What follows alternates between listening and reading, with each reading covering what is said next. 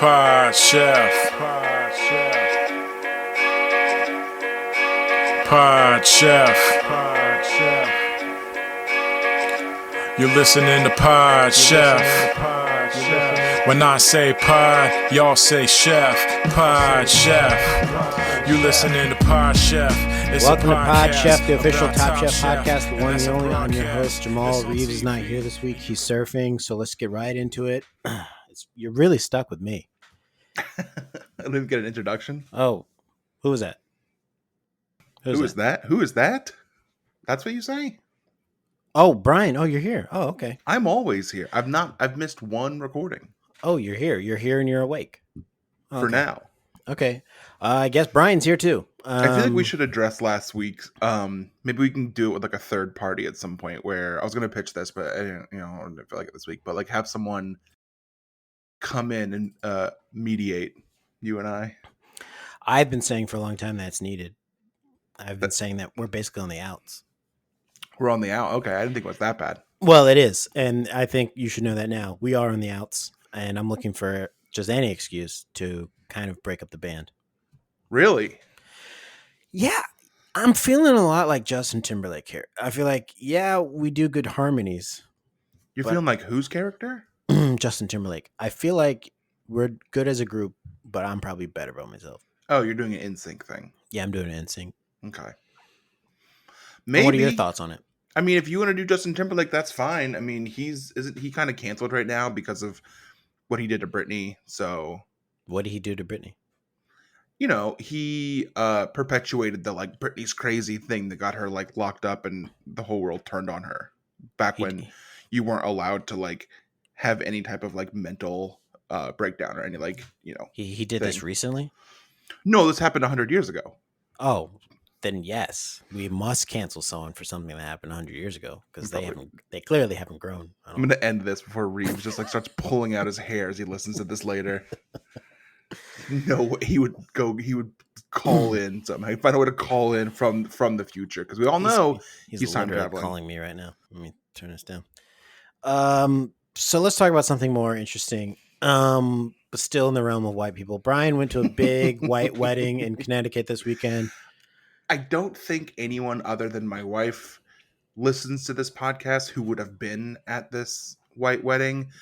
But so just to like make it clear, it was in fact a Billy Idol situation. Like I don't think I'd ever been in such a Billy Idol situation before. What does that mean? What does that mean for everyone who doesn't know? What does that mean? Billy Idol situation. Billy Idol has a song.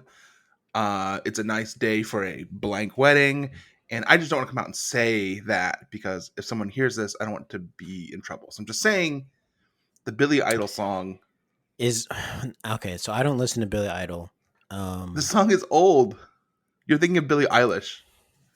Well, I don't listen either. Billy Idol's a singer from like the 80s. He's in Wedding Singer at the very end when he shows up. And so he has a song called It's a Good Day for a Blank Wedding. No, he doesn't say blank. He puts another word there. What's the word? It goes with what we're saying. White? Yes. Why are you saying blank as if that's a curse word? Because I'm just like stepping. Well, for one, it is. I don't want to like come out and say directly. I don't want to like badmouth this wedding directly in case it gets back. How is it? Hold on a second. Let's get into this. How is that bad mouthing a wedding just because there were more than likely only white people there, a part of the wedding, and if there were brown people there, they were probably serving? How is that different than 98% of weddings? They were the band. Yeah. How is that different than like 92% of all weddings? I don't know. I don't go to 92% of all weddings. This one just seemed. This one was just like more, was less diverse than other weddings I had been to. Okay, so the last wedding you were at, though, before this was Jenny and Reeves, right? Yes. Yeah. So maybe this is just you getting back out into the world and realizing I got a lot of my people out here. My people. I don't really relate. You're calling it a white wedding. I'm just calling it a wedding. It's in Connecticut. It's a wedding in Connecticut. There's that part to it, yeah. And I rent a tuxedo. You at no point in time probably were going into this thinking, man, there's probably gonna be a large contingent of like my friend Jamal's there. No, I didn't think that. I didn't. That didn't cross my mind. And that's okay. I was more just like worried and like upset that I had to go to this wedding, and it's like not the great time to go to weddings, and I had to rent a tuxedo, and so like that was what's going through my head. Why did you have to go? Because they're not listening. So why did you have to go? Is this not your friend? It was Carrie's family. Okay. I guess we'll leave that alone.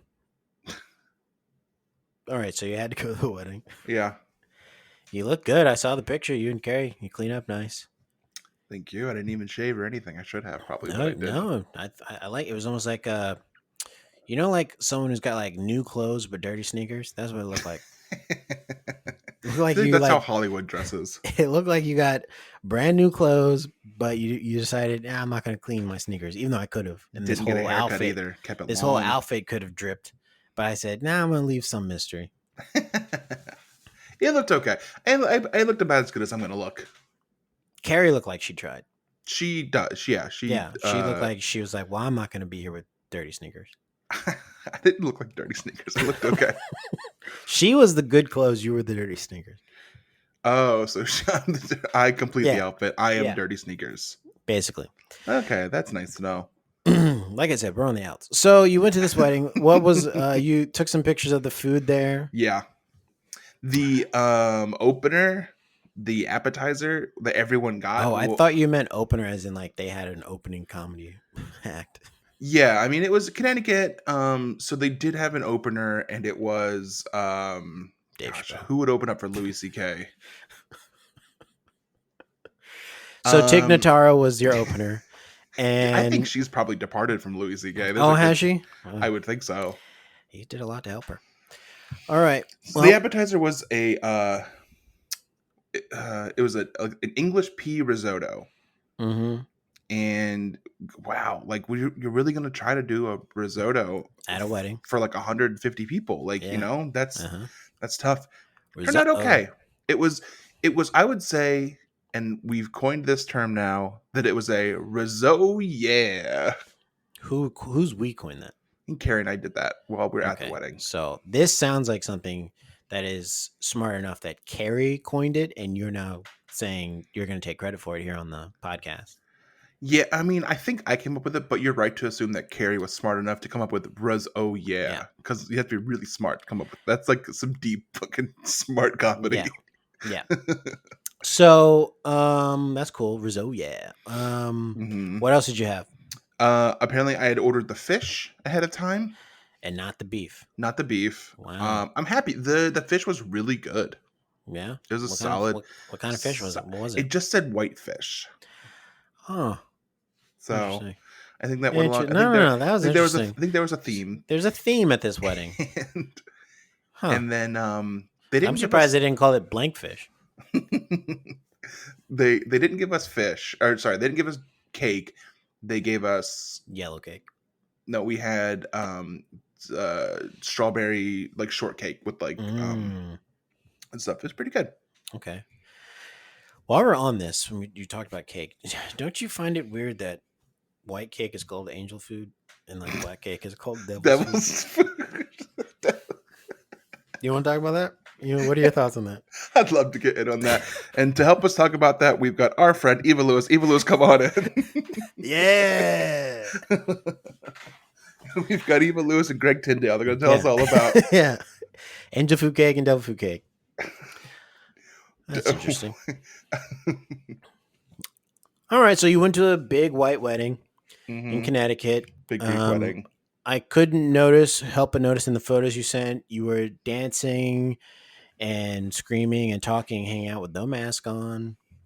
I don't think we should talk about this because if I get sick, then there'll be like this like record of like me being like getting fucked up. Well, you were there without a mask. Everyone had to be vaccinated to go there. Oh, okay. Well, I'm sure you guys are fine then. As long as there weren't no stray foxes there. Who knows? Well, I did take a test today because I'm supposed to go to another wedding this weekend. I have to be tested for that one. Wow. I know. Fucking wedding season's back.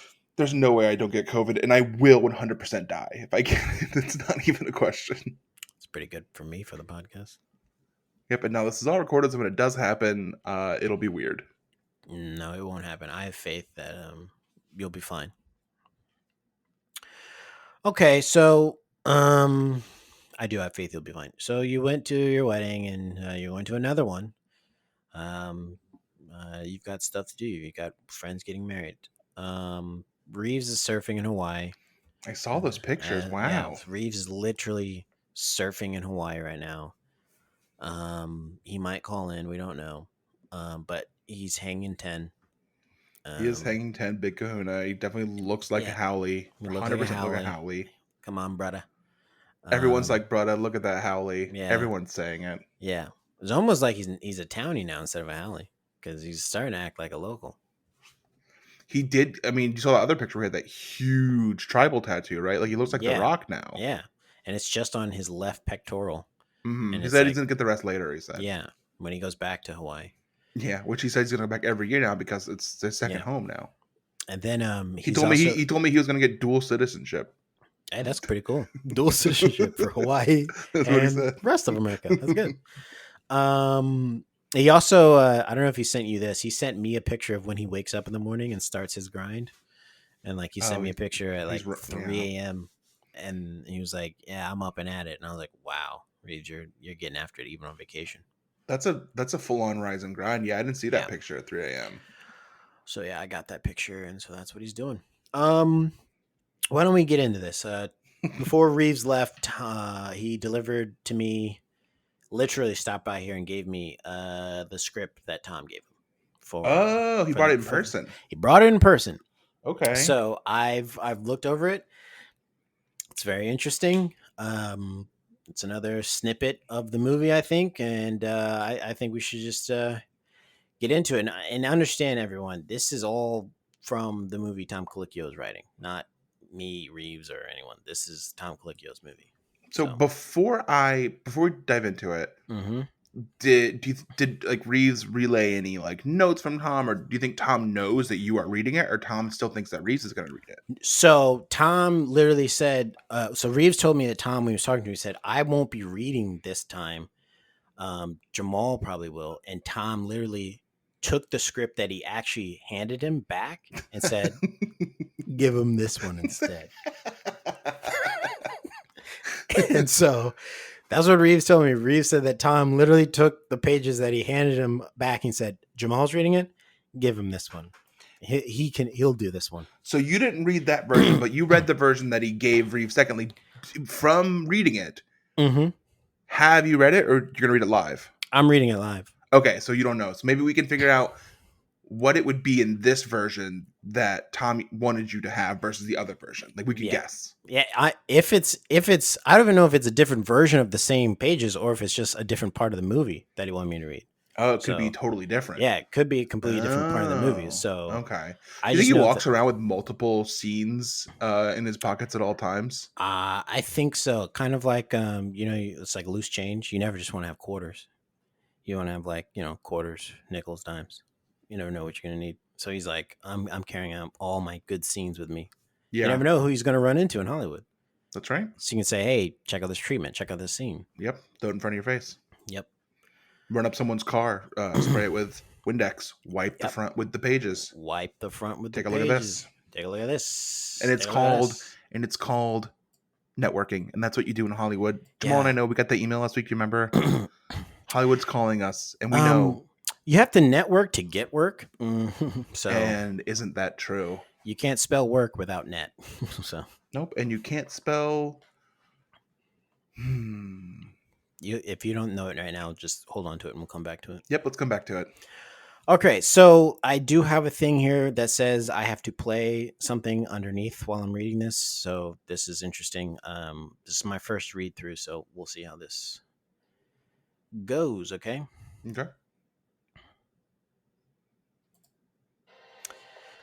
All right. Interior, underground, abandoned subway station. We see Tom Colicchio naked and strapped to a wooden wicker chair. Oh wait, does it say what page this is? It says page. Just so I know where I am in the story. 69. Hell yeah. Okay, cool. Dope. Okay, sorry. I just wanted to make sure I knew where I was in the story. Yeah, we're page 69. So we're like an hour in. if he's writing it properly. Okay, Right. so let's do it again.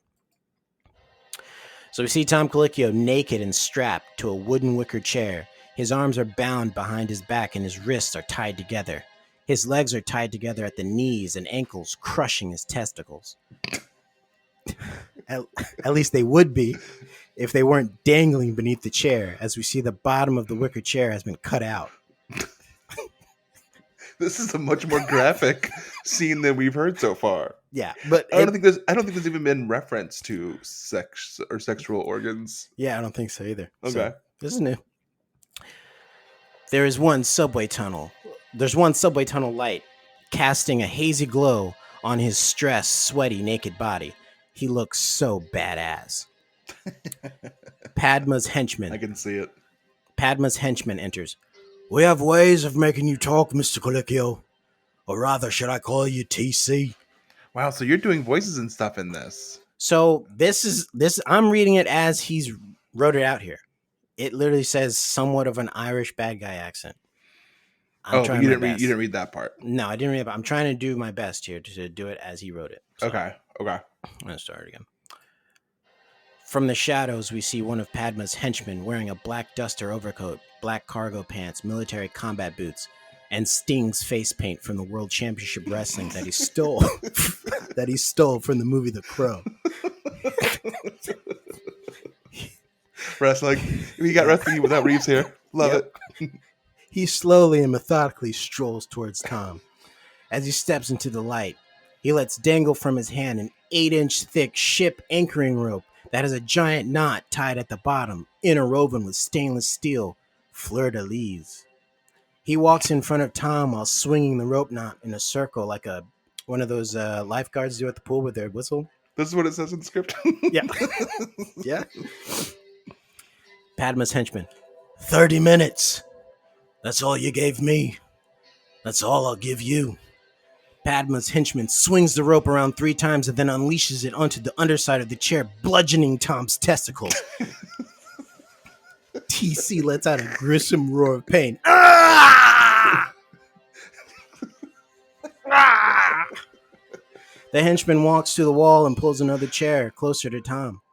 He's now sitting directly in front of him so he can see the pain in his eyes. Tom does his best to collect himself and looks at the face of his tormentor. This is Tom Colicchio.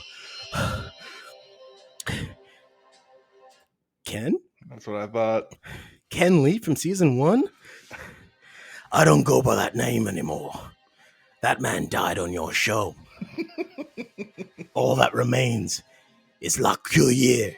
Or Le Cuillère. I can't do the French accent, but in France I'm known as the Spoon. So another thing I'll notice about this scene is that it's a lot more referential to Top Chef. I feel like the other scenes didn't really have any callbacks or jokes related to things happening that have happened in Top Chef. This is Tom's script, all right? Maybe Tom, he's 69 pages in. He's an hour and 9 minutes in. Maybe he's like, oh, my writing's getting better. And I should be doing more stuff that has to do with That's how all scripts work. Top Chef. Yeah, listen, again, we're Hollywood. We know. Yeah, trust us. Our script got better as you kept reading it. It got better. And then what probably the best part is when you stopped reading it. That's when it was the best. Yeah. All right, so let's go again. This is Ken. I don't go by that name anymore. That man died on your show. All that remains is La Cuillère. I can't do the French accent, but in France I'm known as the Spoon. And then Tom Colicchio goes, why are you doing this? It's funny. Hubert Keller asked me the same thing when I paid him a visit. Tom Colicchio. HK? If you've heard him, Ken Lee. What? Ken's enraged. You'll do nothing but sit here. You're not a head judge anymore, TC. I am. You're going to play my game now. I don't want, and the tension. Tension is super high right now, and this is a really great moment. And I really hate to bring in this note while this is happening because I really felt the crescendo happening here. He says he doesn't go by Ken Lee anymore, but in the script after that, he's referred to as Ken Lee a couple times. I just want to make sure that that's noted. Well, that's Tom calling him that. Tom, he's trying to tell him like, look, call me the Spoon, and he's not calling him that. And doing that by putting it in the script so that you don't see it on screen. Okay, yeah, cool. Okay. Okay, sorry. So Okay, go again. This is Ken Lee. let's get back into it. It's funny. Hubert Keller asked me the same thing when I paid him a visit. HK, if you've heard him... What? Ken is enraged. You'll do nothing but sit here. You're not a head judge anymore. I am. You're going to play my game now. And I have one simple question. Ken takes his hand and lifts up Tom's face by his chin to make him meet his gaze. And Ken says, Did you throw the sauce out? Tom, gasping for air, looks at him and says, Fuck you. Tom spits in Ken's there we face. go. Yep, perfect. This thing writes itself.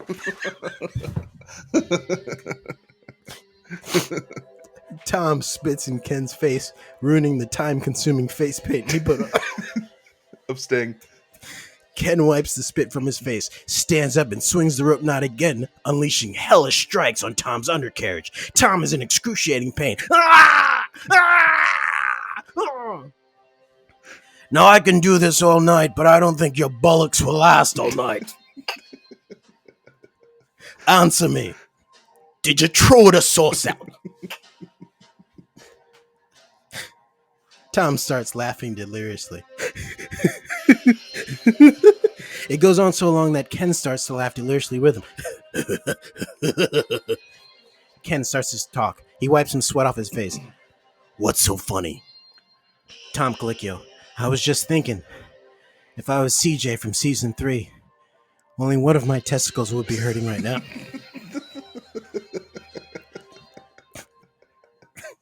Relevant. Current. All right, let's go back. Tom continues to laugh deliriously. Ken joins in, but then erupts in rage from his chair, causing him to fall backwards. He winds the rope and strikes time and time again without holding back any of his strength this time. The laughing immediately turns into terrifying screams of pain. Ken picks up his chair and sits in front of Tom and grabs his face to make him look at him as he tries to cope with the pain. Ken Lee, a.k.a. the Spoon. What's the matter, Tom? I'm just busting your balls. Pretty good. Can't you take a joke? Now tell me, did you throw the sauce out? Tom is lost in a world of pain and can't answer. He also hates his balls are definitely being crushed. This is a weird scene.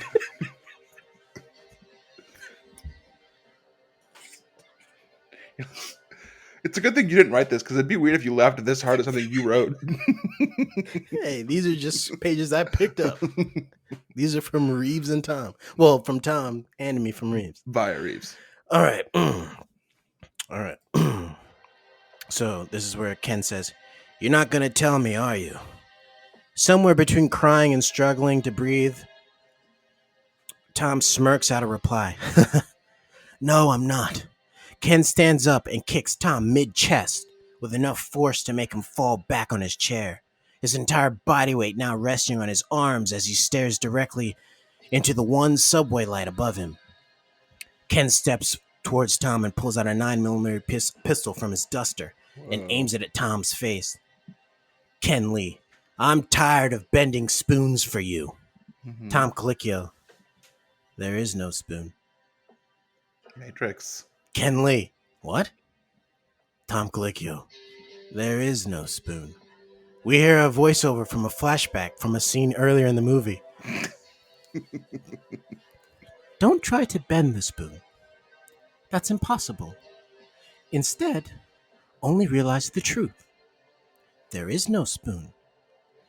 Then you'll see that it is not the spoon that bends. It is only yourself. Just as the flashback voiceover ends, Tom's eyes turn green and his perception of the world changes. All sorts of green symbols and numbers start flooding his eyesight from north to south, coating his environment. A magnanimous energy is beginning to build around Tom's body. Ken is unnerved and fires a shot. Tom Colicchio, no. Tom stops the bullet with his mind. Ken empties the chamber. All the bullets stop right in front of Tom's face and then fall to the ground harmlessly. Tom looks at Ken and winks at him, shooting a shockwave that blasts Ken into the tunnel wall behind him. A force is simultaneously setting Tom upright, dissolving the ropes that bind him, and adding black combat clothing over Tom's body. Tom stands up before the clothes finish covering his body, and we see his dong hang down. Tom gracefully slides to Ken. Ken Lee is scared now. This is impossible. The camera gives a close-up of Tom's face. Not impossible.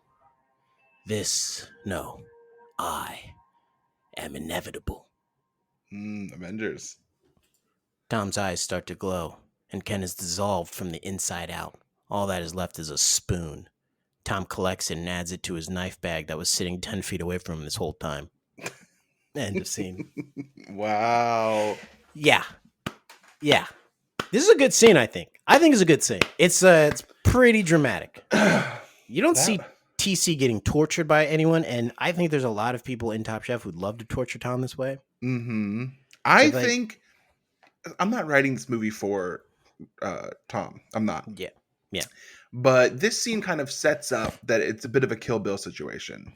Maybe he has to go through and deal with one by one all the like most notorious contestants who have issues with him before he can reach Padma. Yeah, possibly. I don't know. I'm not writing this. And as long as the script is, because we know what last time there's like already 120 some pages. Yeah, I think it's over 200. We think that this thing is going to be like a 2-part, if not 3-part movie. Wow. Okay. So that's what it feels like. We get Kill Bill 1, Kill Bill 2, and then we get Kill All the Bills Volume 3. Kill All the Bills Volume 3. Wow. So, yeah, that was Tom's. That was a scene from Tom's movie. So yeah, that was intense. Yeah, super intense. What part of that do you think was why he wanted me to read it? Was it the voices? Do you think the voices? Maybe. I don't know, because like Reeves is Irish, so you think if he wanted like Irish voice, he would like have Reeves do it. Yeah, and this wasn't that good of an Irish. I was trying to do my best to like. Yeah, so. And I thought that maybe what was going to happen was it had the N-word in it somewhere, and that's why he wanted you to do it. That's what I thought what might happen. So let's get this right. So you thought when I said he handed me a script and Tom was like, Jamal can read this one, you assumed right away that he probably said nigger. And he just wanted it to be able to be read on. And he wanted me to be able to read it in the script. Well, I'm glad that he's not as predictable as you people think he is. So, sometimes you think you figure someone out and they surprise you. So let's move on to a segment called Chefs I Prepared for You, where we talk about what we had for dinner last night and only last night, and we present it as if we're presenting it to the judges on Top Chef. I'll go first. Chefs I Prepared for You: curry chicken breast, steamed broccoli, and sauteed rosemary sweet potatoes. Oh, it was so good. I've brought this up before. I don't like rosemary. Yep, you it's don't. Like but my least favorite herb. Well, except for cilantro. I'll tell you right now, if you're out there and you are on the fence, you like rosemary potatoes, try it with sweet potatoes. I can eat rosemary potatoes if it's not like super strong. It just like sticks out so much to me. It's like the cilantro thing for me. Well, I think your palate just needs to grow. My palate is great. Okay. Never mind. No, go ahead. What? Go ahead. No. People fight over this palate. Who? You don't even deserve this palate. What are you doing right now? Let me put this palate on your mustache. Oh, you're using palate for pussy. Okay. Got it. All right, chefs. All right. Last night I prepared for you. I also there's curry in my thing too. Oh. We did our famous coconut chickpea curry. It's one of the best things that we make. We didn't have a jalapeno this time, but I did have habaneros, and I used one of those. Wasn't enough. Probably could use 2 to bump it up, but it's a nice little burn in the back of the throat. It's some and some rice. Well, just a real solid dish that we do pretty frequently here. Okay. Nice. What do you keep in your freezer? Currently? Yeah. Ice. Love ice. Gotta have ice in there. Gotta have ice in the freezer. Broccoli. We buy a lot of frozen broccoli. And Don't have you cook it very named your often. broccoli? Don't cook it very often. Why not? Because we just don't. Okay. Right It's gonna now get there is a pound of chicken wings in there. They got the farmer's market. They haven't cooked yet. nice. Probably will never get cooked. Why? Because chicken wings are hard for the same reason that like completely. Oh God, we have to talk about my roasted chicken situation. Oh, I guess we do. That also reminds me, I haven't made the pie yet. That's still on the docket, though. That's right. Well, let's pause the freezer talk just because I want to get this conversation out there. We're at 31. We're gonna fly through this episode. This is important though, you guys. As we all know, I did the Allison Roman peach pie. Turned out Mm, pretty good. mm. Did a good job. Hands up. I was trying to do Allison Roman's spring chicken with leeks, and I tell you this today, folks. I fucked up. Mm-hmm. I fucked up real bad. But hold on, before you go further, you sent a picture to the group. It Right? looked great. You sent a picture to the group before you put it in the oven. What was the only question your boy asked you before you put it in the oven? If I was gonna BDSM tie the legs together, Mm-hmm. And what did you say? I said I don't get down like that. Okay, keep going with your story. And then it cooked for like 3 hours, and it was still raw on the inside. And Jamal thinks it's only because I didn't tie the legs, but people have also said it's because I overstuffed the inside. Yeah, could have been both. It also was like a 6-pound chicken when Alice Roman's video was a 4-pound chicken. So there's that too. So long story short, I wasted about $60, dollars Mhm. 30 in chicken, 6 or 7 in leeks, and then I had to get lemons. It just the whole thing was just a complete disaster. The real disaster here is that a chicken gave its life for no reason now. I know. Yeah. And that's the thing that bothers me the most as a meat Does it eater. actually bother you? Yes, that I don't waste food. So I the don't fact want that to. I didn't you want put to a do whole this. chicken and it went to waste. That bothers me. If it's Didn't going to mean be to. killed, it needs to be eaten. Sure. Don't you think? I do. I said I didn't do it intentionally. Well, tell everyone what happened. Don't just leave it on the table. Why it's wasn't eaten? What happened? The like actual story? Yeah, what happened after you were baking it? What happened? I had to join a call, so I took it out of the oven and left it, and then my father-in-law said that it was raw and put it in the fridge and walked away from it.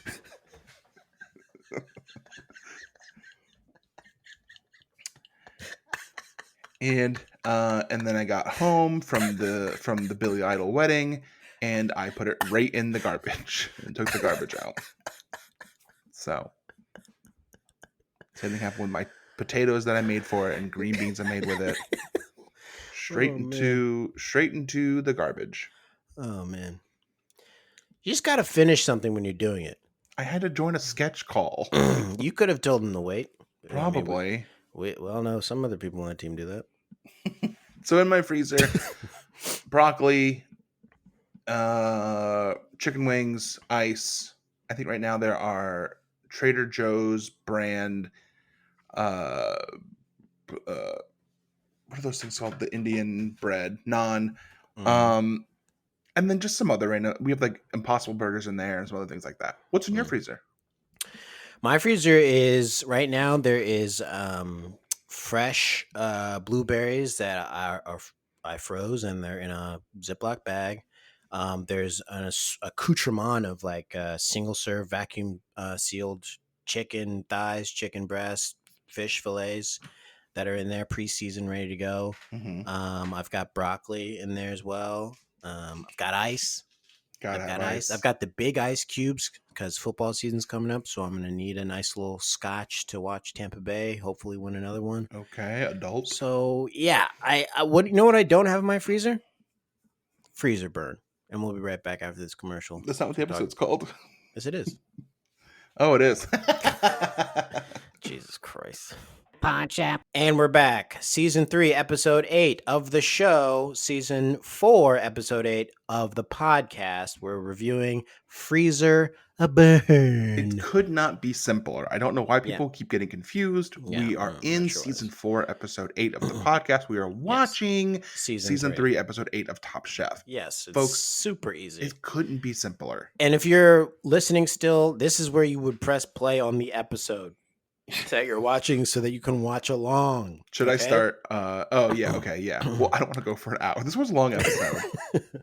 So this is where you press start, and then wherever we finish, that's all you need to see of this episode, because we're going to cover everything anyways. Mm-hmm. This quickfire challenge might have been the laziest quickfire challenge on the planet, because all they were like, we don't want you to cook. We just want you to see if you know stuff in the kitchen. It's better when it's the full like blind taste test challenge. Then I like it. But this was this weird mix of like, look at this and then tell me what it is by sight only and then taste it. And some of them were just like, bow tie pasta? Come on. Yeah. Who was the guest judge? Who was this guy? McDreamy? What was his name? Rocco, right. So they got to go up to Rocco and Padma and guess what these items are. And Joey kind of sets the tone for what this quickfire feels like. You have to identify this only by looking at it. You just get up to that table and you got Padma looking at you, looking all sexy today. Then you got this ass right next to her, and your mind just goes blank. Lotus root. That's how things go blank for me. If I'm coming up to something and I have to like make a decision, if there's a sexy woman and then some asshole next to her, my mind goes blank. I forget what I'm supposed to be doing. Why did I get here? How did I get here? Right. And it's kind of unfair for the human psyche to have to work under those kind of conditions. Yeah, I think when that happens to me, very similar thing happens. My mind goes blank. Mm-hmm. Part of me is very angry. Part of me is very happy. But I think my big question is, why was Rocco an asshole? We find out later, I guess because these are recorded after the episode. So at this point, like, Joey is probably very pissed off at Rocco for being a douche for most of it. But like, at the beginning, he's just like, some asshole. And he didn't even do anything. Yeah. He didn't do anything. He wasn't mean really at all. In fact, you're going to hear a clip later, but it's like, oh, Rocco. He just wears his emotions on his sleeves. Yeah, but he literally takes Tom to task. So we should, I think when Rocco does. Oh, okay. I thought you were saying Joey. No, Joey absolutely wears his emotions on his sleeves. What I don't like about this challenge, I guess it's me. That is the ending. Spoiler alert.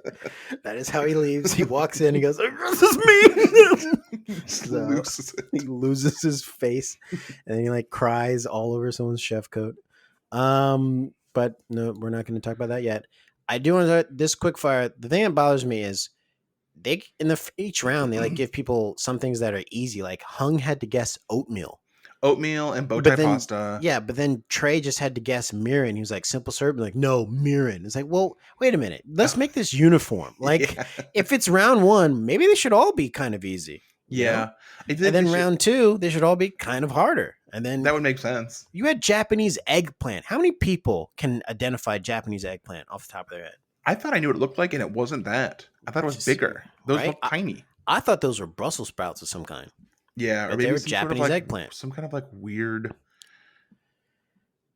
Tomato was a good guess, I think. Yeah, Casey has a crazy palate. Like, she like guessed fish paste and like hated it, and then she was guessing all the other ones too that were like, "How are you pulling these out?" And I love how Hung tried to be like Mr. Smarty Pants. He's like, "I don't even need to taste it. I know what this is." So funny. And he says what it is, and then he tastes it and he goes, "Oh no, it's celery salt." And they go, "We have to take your first guess." Hung truly got what he deserved. I do think Sarah early on should have been given a pass because she was like peanut something, and then she got it right. She never actually like said was like thinking through it. She didn't like give one answer and then wait to be told. Like then like wait. I think she got the thing. Yeah. So this proves that Casey got that good palate. Casey got that good palate. Casey got that good. That good palate. That good palate. Trying to get you a piece of this palate. Yeah. Palate at a premium. Girl, give me that palate. I gotta cut. Reese's gonna be so mad at this. Casey wins. Casey wins a quick fire and basically knows all the things in the food in the kitchen. This elimination actually means something because the winner actually gets to go to Italy, which Yeah, I was like, oh, sign me up, mask or no mask, I do know. So this is funny. They're using those Bertolli family frozen meal bags as like getting inspiration because now they have to make their own frozen food bag that they can sell at a market tomorrow, like as a demonstration at a market. Mm-hmm. And this challenge spoke home to me because I used to eat these in college because they're not super expensive, but they would last for like, I'd have like 2-3 dinners off one bag. I do get your reasoning. Yeah. And that makes sense. But like, just like what I know of you, that's completely off base. Like, just doesn't really, like, I think you would still like make a way, like you would just like go to your college dorm, like, or the college like cafeteria and eat like healthy there. Like, I don't picture you eating like cheap frozen food. No, I didn't. In college, I had, first of all, freshman year is the only time I could go to the dorm and eat. Oh, Sophomore, junior, senior year, I did fend on my own. I was like, oh, these are like basically a meal in a package, and they're like $10 if I spread that over 3 days. I was broke. Just I mean, I get that. I just I've seen your fridge and I've seen your freezer, and they don't have any of those things in there now. And it's just completely don't. You're a different person now. Yeah, it's called being an adult. So. So this challenge spoke to me because I used to eat these things and they are actually very tasty. They're probably okay. It was too much fun. Salt. There's too much salt in them. Yeah, all those things are full of salt. It was super fun to watch Rocco like have to pretend to like these things. He was like, these a lot of people are eating these. The families they got them, and they're they do the job. I think what he said is like they do the job. He was throwing the bag around while he was talking to. He was like he was holding it backwards so you turn it upside down. He's like, these things. He was like looking at it. He's like, God, there's a lot of food. Families love this stuff. This is what families eat. And I was like, well, these get the job done. Some families do. A lot of families make their meals too. I grew up. My mom made dinner fresh every night. Wow, every night. Yeah. We had a lot of until I got old enough to cook for myself. Then she said, "You can make your own dinner," and I was like, "Okay." That's a fun little, what is better, that or my family, where most nights we had hamburger helper. Not most nights, but at least once or twice a week we had hamburger helper. No, I had that maybe once every other 2 weeks. But I had that. That was a staple. It's good. The lasagna one? It's not good. It's good. It's great. You add some corn. We used to add corn to it, to the like lasagna one. You would like get a can of corn, strain it, and then add the corn to it. Oh my God. Chef's kiss. Mwah. You want to know a chef's kiss? Go get that bacon cheeseburger macaroni hamburger helper. No, I've never had that. One. It came with the bacon bits separate that you had to mix in a separate sauce and then pour on top and mix together. Ugh. The whole thing smelled like a bacon cheeseburger. Big ups to Hamburger Helper. Big ups to Hamburger Helper. I was talking shit on it then, and there is a point in my life when I told my mom to stop making it. I reached like 15, and I was like, "Hey, can you stop making Hamburger Helper?" And I feel bad about that. But looking back, I'm looking fondly back on it, and that shit slapped. Yeah. That shit was good. Yeah. Congrats. Also, I cannot talk about more when the Hamburger Helper Mitt put out a rap EP. Yeah, it was good. Yeah. It was good. It was good. It was funny. And they knew their demographic. It was fun. Yeah. Yep. They knew what they knew what they were doing. They knew what they were doing. They that was the time when companies weren't like, we want to reach everyone like companies are doing now. Companies were like, who's buying our shit? That's who we're going after.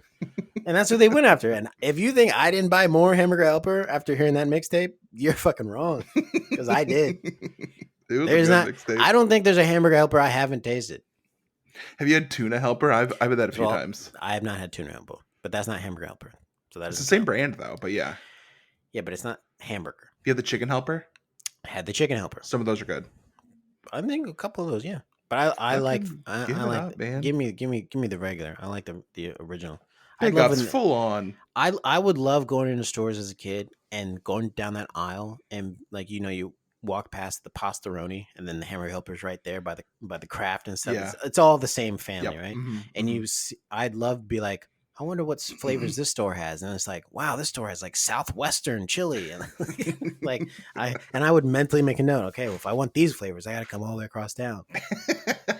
Full on. Let's give Hamburger Helper their flowers. I think here are your flowers, kings. this is the show where we talk about fancy food. Where we talk about watching people do fancy food, but for real, congratulations, Hamburger Helper. You are. You know what? Let's do a Pod Chef Hall of Fame. Yeah, And I think the first inductee to the Pod Chef Hall of Fame Hamburger Helper. is Hamburger Helper. And I think Reeves right now is pulling his hair out and punching air. There's no way he's ever had Hamburger Helper in his life. He's probably like, "What is this, and how does hamburger help you?"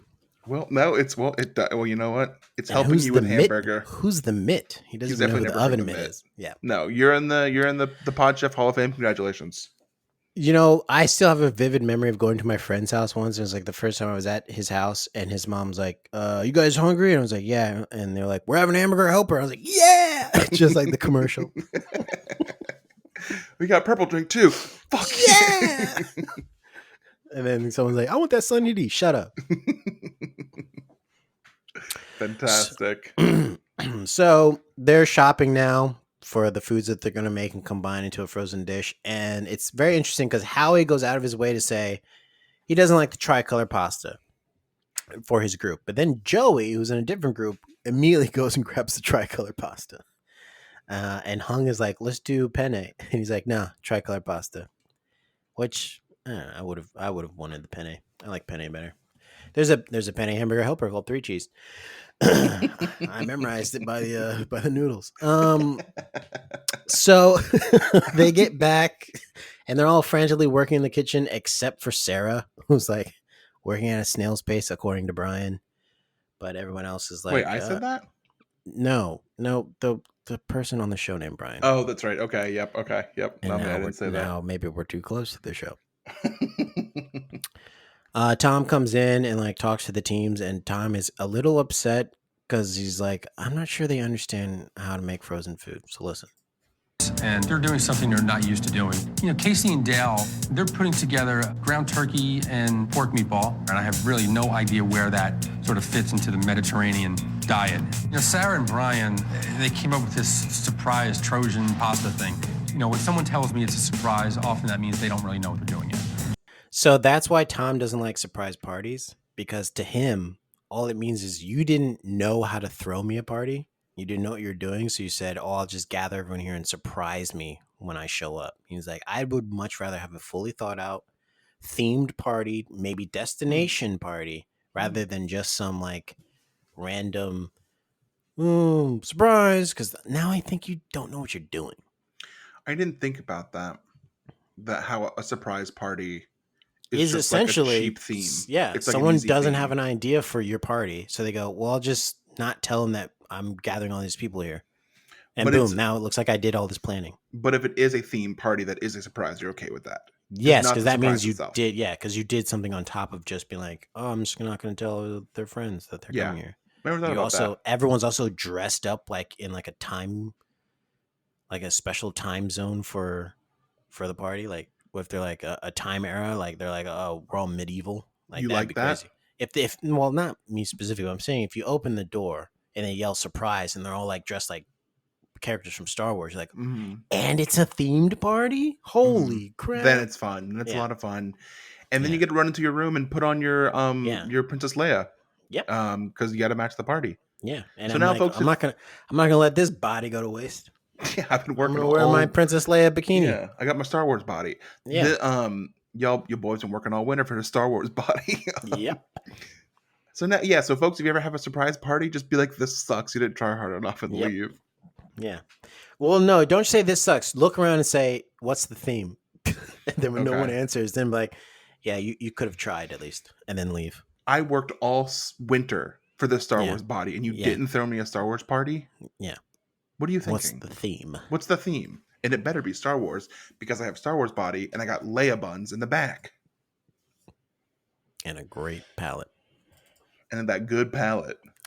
So Trey and tall guy CJ are the only ones I think who truly understand how you're supposed to freeze the foods when you combine them together. Let's listen. I notice a lot of people are putting their stuff in the glad bags and they're packing it up ready to go. We can just have everything frozen. We can separate it tomorrow if we have to. We are the only people who decide to apply the IQF technique, which is individually quick frozen. We believe that that's going to be something that's going to definitely separate us, from the rest of the competitors.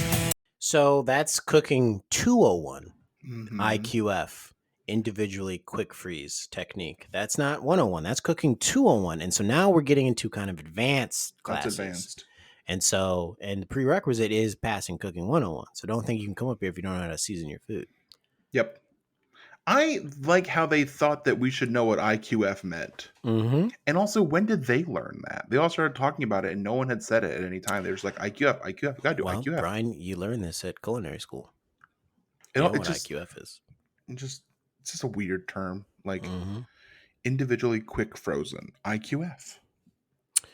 I just want to point out that it seems like the pairing of the chefs, the guys seem to really hate the ladies that I they're think- paired with. Like yeah. they're just complaining the entire episode. That's and it's true. like you go and look at the clips of them interacting. It's like you're just being hostile for no reason, really. They're just asking a Mhm. question, just double checking, and you're just like, ugh, Yeah. why is my partner talking?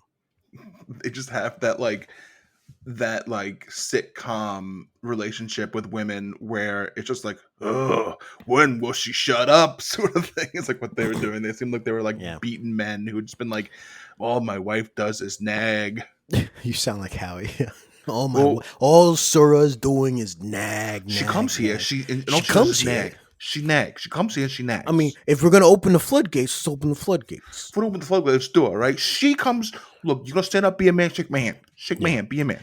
Howie basically says he wouldn't hire Sura in his restaurant. They go back. They're not even like just complaining in the cook space. They're now back at the penthouse, and they're still like being at each other's throats, and everyone's like complaining. And Hung's like, I told him how we had to individually freeze everything, and he didn't do it, and now I'm upset. And it's like, well, you didn't tell him harshly enough, I guess. I don't know. What are you supposed to do there, though? I don't know. You're I supposed think to- that's- you tried to tell him like, hey, we're adults. Let's do it this way. But that is And how he's you like- play the game, and Yeah. and Hung plays the game well. He Yeah. knows I need to be recorded Saying saying what I this. want, Yeah. and I'll do it once or twice, and I'll And get a then once I'm- verbal yeah. negative from my partner, And I'll stop. and then I'll stop, and then I know if we do bad, I got it on film. I got it on film, and no matter what he says during the judge table, where he's probably gonna throw me on the bus, I've got it on film. Yep. That I asked multiple times, and I shouldn't have to, do a song and dance to get someone to listen to me. Yeah. What are they gonna? And they tried pulling that. To be like, Yeah. well, sometimes you got to push harder. And it's like, what am I gonna do? Fucking punch him in the face? He's what do you, huge. Yeah, what do you guys want Hung to do? Do you want him to like kick him in his balls and wait for him to recover and be like, okay, so now that you're back, we're freezing this separately? Yeah, Joey is huge, and Hung is not huge, and he Yeah. would beat the fuck out of him. Yeah, size matters, people. It does. You want these? Yeah. So Hung tastes his pasta as soon as they get to the place the next day, and they heat it up, and Hung's like, "Nah, it's mush. It's terrible." And I'm laughing at that. You 'Cause wrote here Hung just the way Brian likes it. Yes, you like mushy pasta, right? No, I like it al dente. Okay. Who told you I Brian. like mushy pasta? I thought you somehow said before you like squishy pasta. I like squishy pasta. I don't like Okay. mushy Oh pasta. my god! All right. So, anyways, the execution of a lot of the chefs leaves a lot to be desired, and I let's just be honest. Casey and Brian and tall guy CJ and Trey Bake, bald guy, they do great. Theirs is very good and done well. But everyone else's is pretty much garbage. And I do like that when they get to the judges' table, that for the first time, Tom Colicchio is challenged on his own turf by a guest judge. Listen to this.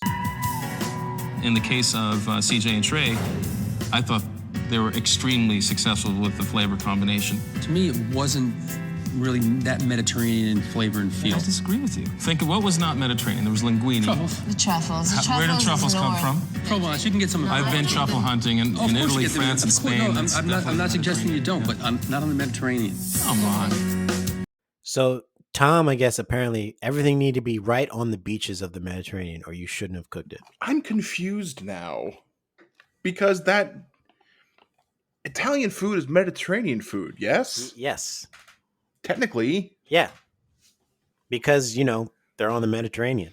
So he was thinking to Tom, a Mediterranean dish is something just from like The ocean. just like the coast. Yeah, just the coast. You can't go deep inland. You can't That's go not- in the woods where you would Yeah. find a truffle.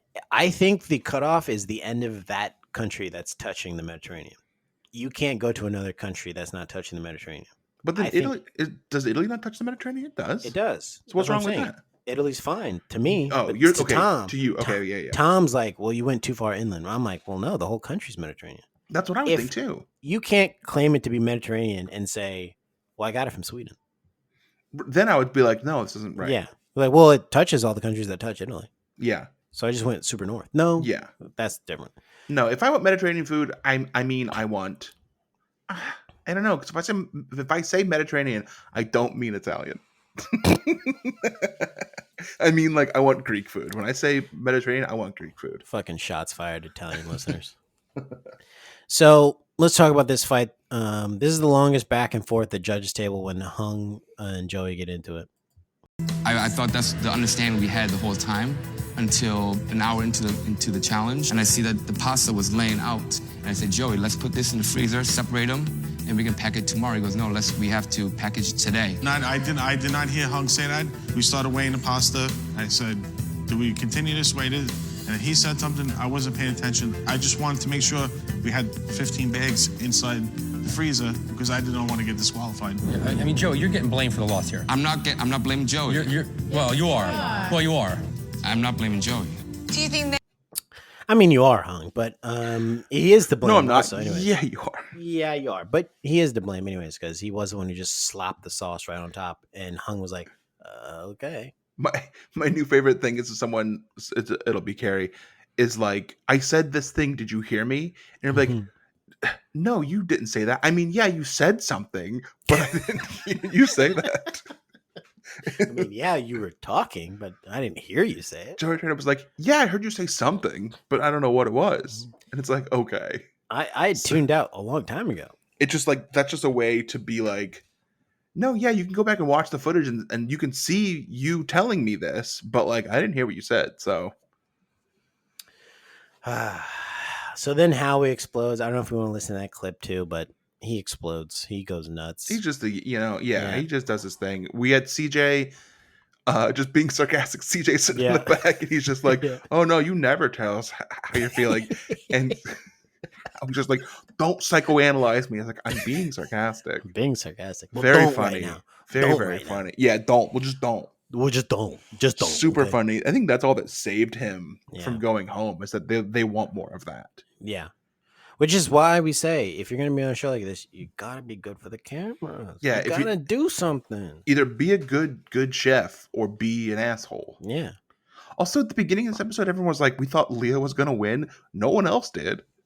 At least the producers certainly didn't want us to think that because they didn't put her in anything. They also cut to producers when they said that, and they were all like shaking their heads like and laughing, like, come on.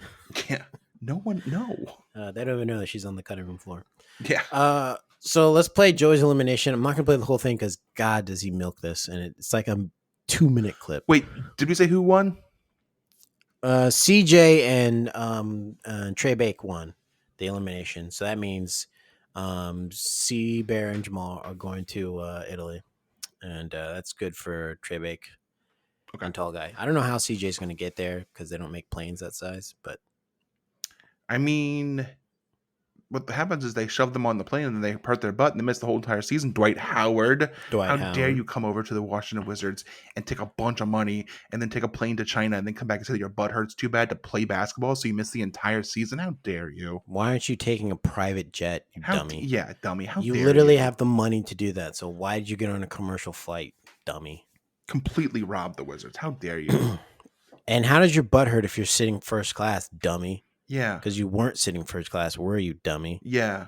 You were Dummy. in coach. How many times am I going to say dummy before he comes after me? That's probably it. You probably did it just then. Yeah, I'm probably at the quota. All right. I'm gonna lock my doors. Joey's eliminated. Take a listen. Joey, please pack your knives and go. No problem. Thank you for the opportunity. It's been a great time. Personally, I think you're a great guy. I think you did some great stuff, and this just was not your day. Thank you, guys. Thank you. I had a great time here. You know, I wasn't gonna go out screaming like a lunatic. You know, I came in like a professional. I want to leave like a professional. All right, guys. You know what I mean? There's the crying. I feel bad. That's what I would do too. I am a stubborn person. But it's not me, so I can At laugh times, at I it. know I am. You know, I'm Italian. My whole life, people All tell right, we me, get the gist. you know, you're not It's a gonna. long goodbye. It's like 2 minutes. I'm not He's even joking. full. He's full crying hard the Yeah. entire time. So Joey's eliminated, and he gives us a big teddy bear cry goodbye, like Brian would do if I was on the show, and Brian absolutely would be eliminated before me. Then he'd come in and be like, I'm going home, and I'd give Brian a hug, and I wouldn't cry at all because I have no emotions, but Brian would be crying, and then he'd go home. And I'd miss my friend, but I'd tell him every week that I keep advancing, I'd be like, man, I wish you were here because I did this week and I won, and blah, blah, blah. But yeah, that's the end of this episode. So this is where you can stop watching the rewatch on your Hulu account. And now let's do a new closing bit called Reeves Rendezvous.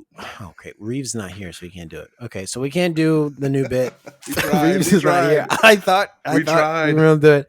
Reeves is not here, so I guess that's it for this week then. I guess we'll just pack our knives and leave. But before we leave, we probably should ride some waves. That's what I want to do. We'll go find Reeves. To surf? Yeah, I want to go surf.